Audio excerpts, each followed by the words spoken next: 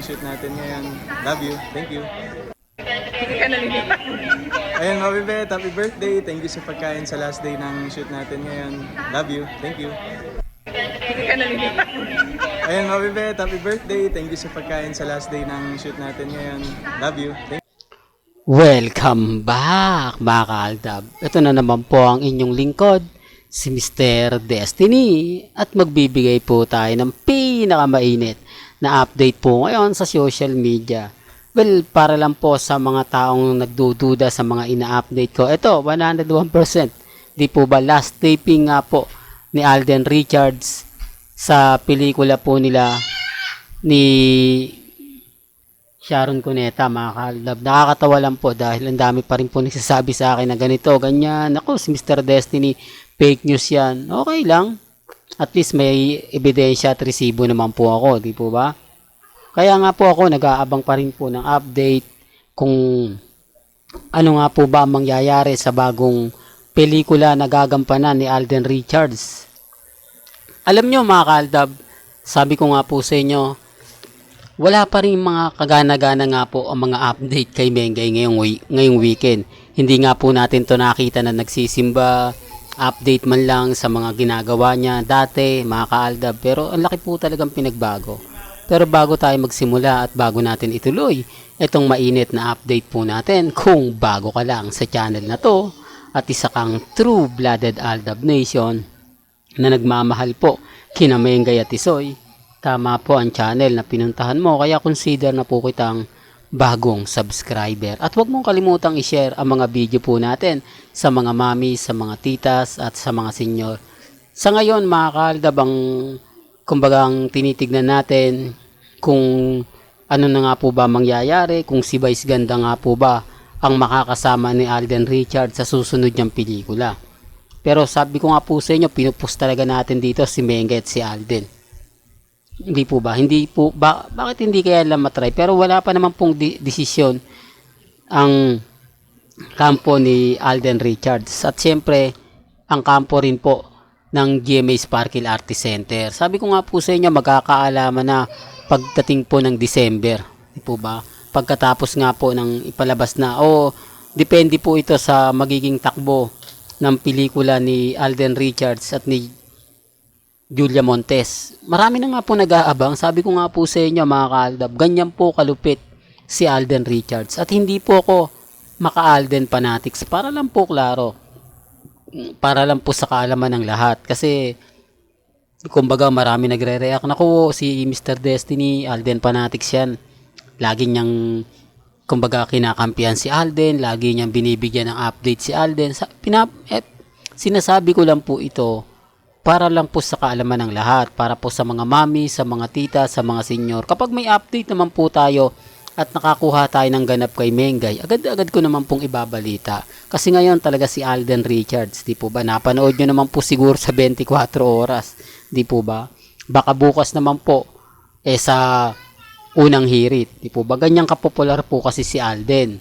Tapos meron pa kissing scene na talagang grabe, ang dami. Sa TikTok talagang pinagpepiestahan yon. Kaya nga po, apektado kapag sinasabi kong million views na naman po si Alden Richards. Tapos sinasabi nila, hindi, ano lang yan, sa TikTok lang malakas yan. Kasi pero kapag ipalalabas na sa sinihan, bababa na yan. Depende pa rin po. Sabi ko nga po sa inyo kasi maraming gusto rin po. At marami rin naman pong nag-iipon na para nga po sa pelikula nila Julia Montes at ni Alden Richards. Ito raw po yung pinakamaganda na kumbaga tatabo sa takilya. Marami na nga po raw na producer ang nalugi na nagko-combine na nga po yung iba. Hindi na po yung, kasi sa totoo lang dati po kasi mga producer kumbaga gumagawa na po ng sarili nila. Hindi na po nagko-collaborate. Di po ba? Ngayon, collaboration na nga po talaga ngayon eh.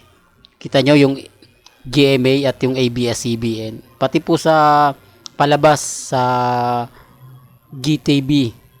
Sinasabi ko lang po yung katotohanan ha. Baka may magre-react naman po dyan ha. Ako hindi po tayo nagmamarunong o nangunguna sa mga bagay-bagay. Basta lang po, sabi ko nga po sa inyo, tapos na yung taping o shooting ng pelikula nila Alden Richards at ni Sharon Cuneta. O, pinakita ko tong video para klaro, di po ba? At si Alden Richards na nga po nagsabi. Kaya nga po yung iba nagtatanong, naku Mr. Destiny, hindi pa naman tapos wala ka namang post lang, madaling sabihin, baka last day lang yan, hindi naman, kumbaga, di po ba? At least dito, kayo na po bahala mag-react, kayo na po bahala mag-komento. Sa akin lang naman po, update ang binabato ko po sa inyo. Kaya nga po nag-aantay tayo kung ano nga po ba talaga yung magiging senaryo ng pelikula nila Alden Richards at ni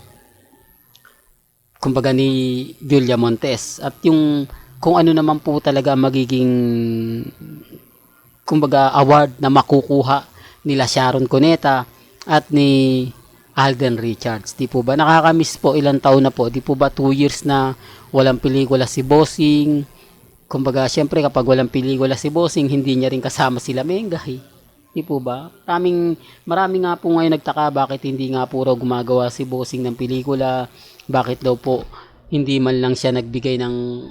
Sa bagay mga kaldab, mahina na. Kita niyo po si Vice Ganda, hindi po gumawa ng pelikula ngayong 2023. Manila Film Festival. Malalaman niyo yan mga kaldab pagka inilabas na yung Manila Film Festival. Kasi sinasabihan na kung fake news, imposible daw pong hindi gumawa ng pelikula si Vice Ganda. Gayong nakaraang taon gumawa naman ito ng pelikula. Hindi po ba? Base po, bala po sila mga kaldab. Sabi ko nga po, hindi naman po ako namimilit maniwala. Pero pagdating sa pagbibigay ng update, malalaman nyo rin na kumbaga totoo yung sinasabi ko. Di po ba kay Mengay, kung malapit lang po ba tayo mismo kay Mengay, kaya lang wala na simula po talaga na parang nagkagulo-gulo na pati pamilya niya, yung tipong ang hirap na po talaga makakuha ng update. Di po ba? Sa totoo lang, ito mga main fanatics na talagang bumibili ng mga item na binibenta ni Mengay, masasabi natin na kumbaga kapag may ganap si Mengay na andon, hindi rin po talaga binibigyan ng update. Totoo yan mga kaldab, hindi rin po binibigyan ng mga komento na ganito kami, nandun kami sa ganito, punta kayo. Hindi po ba? Wala talaga. Para lang klaro, para lang po sa kaalaman ng lahat. Sabi ko nga po sa inyo, dumidepende na lang po sila sa mga post ni Mengay sa Instagram at sa Twitter. Kasi wala naman po silang aasahan kay Ibiang. Tama naman po yung mga sinasabi ko Kaya lang, hindi po lang nila matanggap na, kumbaga, talo lagi sila sa pagbibigay ng update. Kasi tayo tuloy-tuloy Well, hanggang dito na lang po yung updates natin Kaya kung gusto nyo pa po ng pinaka-latest at sariwang update, abay tutok lang po kayo dito po sa channel ni Mr. Destiny para updated po kayo sa mga latest at sa mga bagong video po na ilalabas po natin maya-maya lang. Hanggang sa muli, salamat po sa panonood at pakikinig.